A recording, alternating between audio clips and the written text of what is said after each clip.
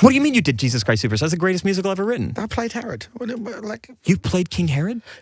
Yes. Where? He did. On a UK arena tour. You did? Yes. I sat and watched a film the other night, and I thoroughly loved it. And it was written and directed and starred Jesse Eisenberg. And by absolute pure coincidence, he joins us now. Morning, Jesse. This is amazing that this all happened. I know. Yeah. Incredible. I know. It's fate. Because I was going to watch Ghostbusters. Of course, and I just came in here to get some butter.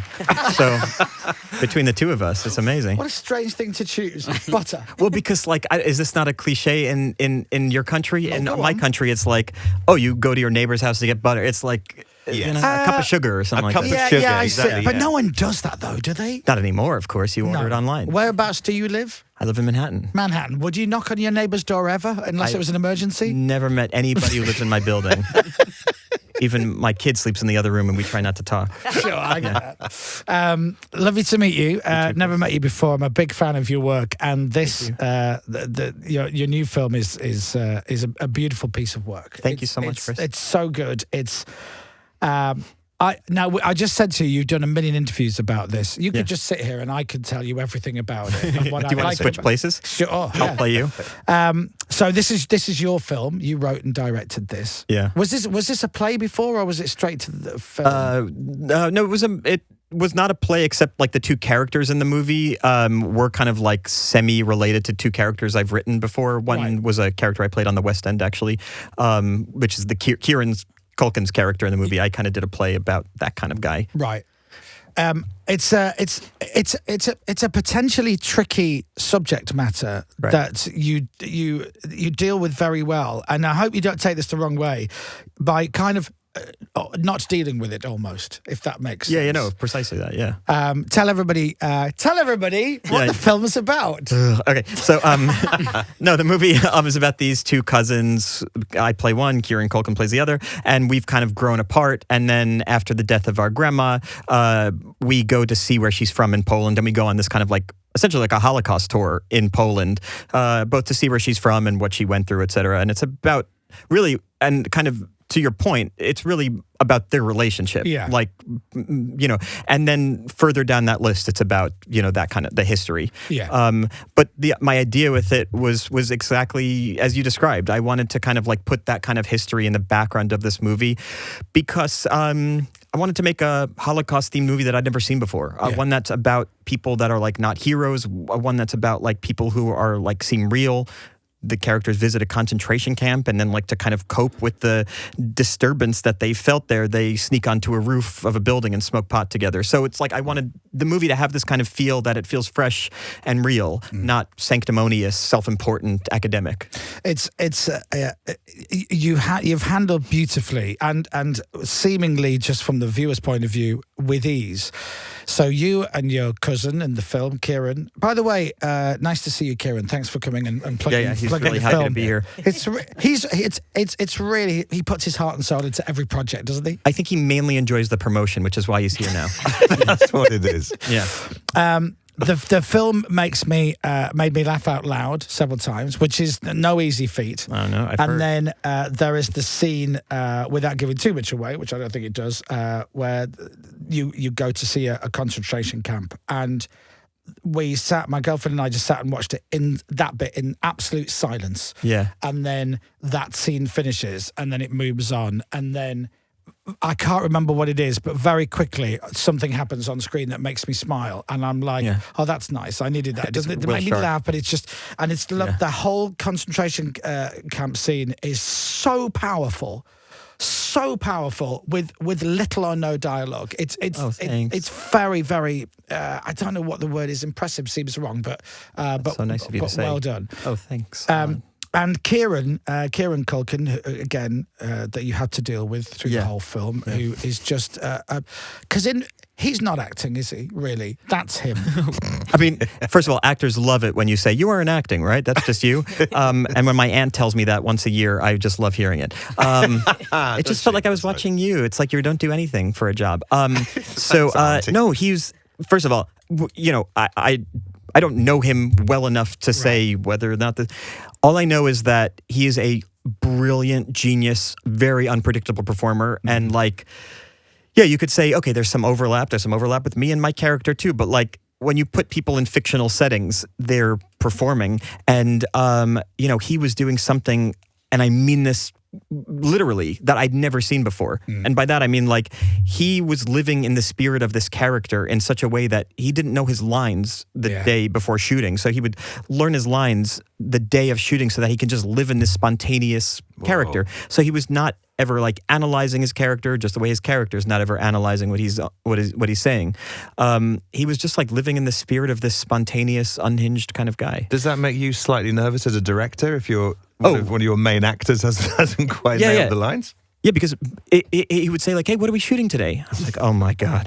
And first of all, I wrote the lines, and it still took me like weeks to memorize it. And he's 10 times more lines than me, so I would be like, "Okay, it's this scene. Should we get cue cards ready or something?" And he would look at the script for like a minute, and he'd go, "No, I'm okay." Wow. And he would get to set, and he'd be perfect. Not only perfect with his lines, but like very fast too. Yeah. So he has some weird metabolization of dialogue. I don't know. He's been in with us incredible. before in the studio, and I think it came up that he's very good at memorizing lines very, very Like quickly. He kinda photographic looks and memory goes, plus. Okay, I've got Exactly. it. I've got it. The weird thing is he won't know him the next day. So like Right. it's in Wow. some temporary thing. I saw you interviewed about this, and you'd said that you told that story where you said we're shooting 5 pages of dialogue today. Yeah. And he just memorized it. And while I was watching the film, any bit of dialogue that kind of went longer than about 25 seconds, I'm like, oh, is this the scene? Is this it? Is this it? But the answer to that question is always yes. That's what he would do every day. Wow. You say that there's obviously an overlap between the actors and the characters and everything, and I swear blind you're wearing that baseball cap in the film. This is my hat. Okay. Yeah. I lent myself the hat for the movie. Oh, nice. And then subsequently for this press tour. So that's a good way of taking something from the set without ever being told off because you brought it in the first place. That's true. You're right. Exactly. Yes, exactly. I could have maybe. When it is your film, did you take any memorabilia, any props, any memories from it? I do. I have the rock that I put down on the stoop. I do. I have the rock. I have and then I have all like the weird stuff that the prop department made me. For example, the prop department made my real antidepressants, but out of sugar pills, so that my character could take like essentially the things that look like my antidepressants, but sugar. You know what I mean? And so if I ever run low on my own pills, I could do the placebo effect with the props. And then Nice. I also have. They also gave me a mouth guard. I could see what was happening. They were really. What is the word? Essentializing my paranoid character, and so they made all of these props. It's a lovely film that and I mean I'm going to predict that there will never be another film featuring these 2 characters, but it's a shame because I want to see them again. I want to. I love them too. I love them too. This actually was before this was this movie. It was this short story that I was writing about these 2 guys, David and Benji, and they go to Mongolia together. And so I wrote the short story of 10 years ago, and it's quite different, but it's those 2 guys, and I just love plopping them into any room. My heart breaks for Kieran's character. The film is out. You got everybody, please see it. It's called A Real Pain. It's the new Jesse Eisenberg film, and it's in cinemas. And just watch it. Because it's a lovely, lovely piece of work. Before I let you go, I saw I've seen a few interviews with you because I did a lot of research because I'm a pro. Sure. Yep.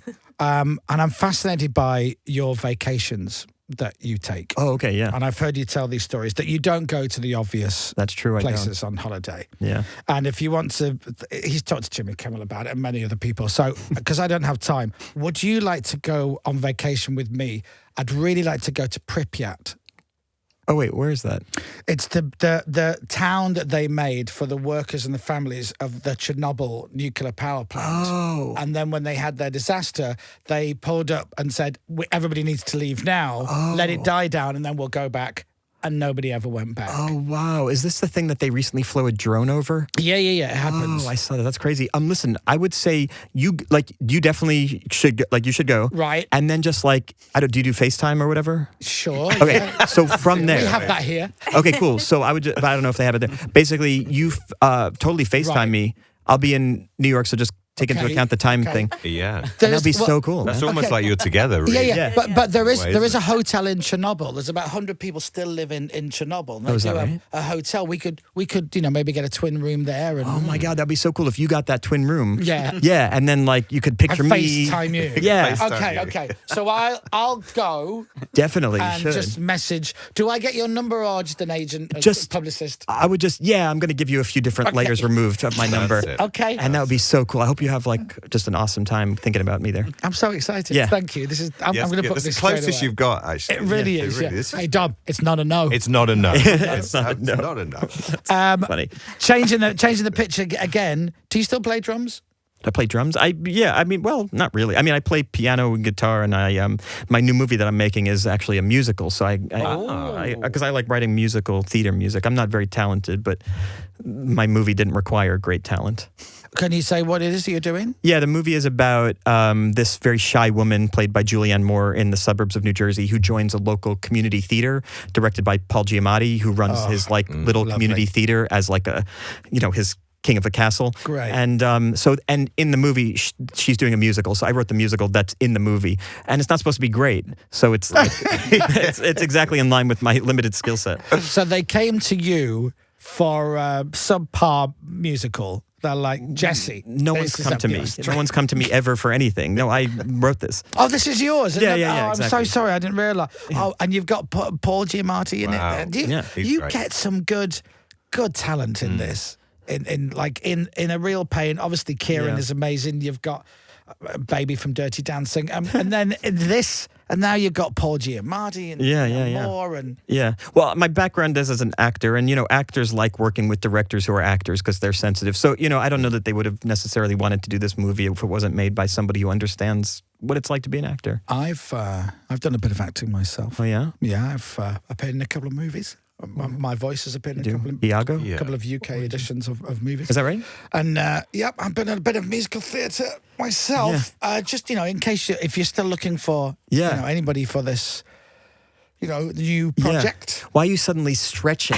Why the stretching suddenly? It's like you're displaying yourself Yeah. to Jesse. It's there's what something a little bit. it's what us thespians do. Oh, got it. know, Just like- you're getting your instrument ready for the film. When I was working with Andrew Lloyd Webber, Sure. we Why the pause and between Lloyd Webber? Because I assume you knew who Andy Wait, was. sorry. What did you do? I love Andrew. What did you do? I did Jesus Christ Superstar. What do you mean you did Jesus Christ Superstar? That's the greatest musical ever written. I played Herod. You played King Herod? Yes. Where? He did. On a UK arena tour. You did? Yes. Oh my God! Yes, I just met Josh Mostel. Who's on really? the album? Yes. Wow. There's a little picture. That's me in the Jesse, red. yeah. Oh my God! I didn't know that about you. You have to. I mean, first of all, it's a great number, isn't it? Thank you. Oh, it's a charmed role. It's Yeah. one song. What do you do during the duration of the show? I would stand outside the arena backstage and smoke cigarettes. And Oh, get really? Very That's nervous. perfect to get ready You were to sing. Googling Pripyat quite a lot. Yeah.